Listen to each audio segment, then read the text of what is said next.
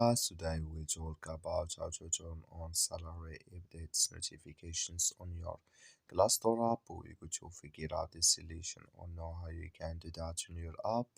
So all you have to do, you just go down, click here on profile down here. So then it's going to take you to this list, and all you have to do, just click here on account settings here. Then it's going to take you to this list here. You click here on push and email notifications. So then you click here on edit email settings here. Then it's going to take you to this list. You just waiting to open video here. So then all you have to do now, you just come here to salaries here, click on it, and you come to this list. You come here to salary updates, click in this sign.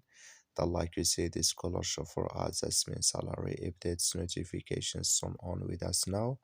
That's all you have to do. Thank you for watching. Don't forget to support us by liking, subscribe.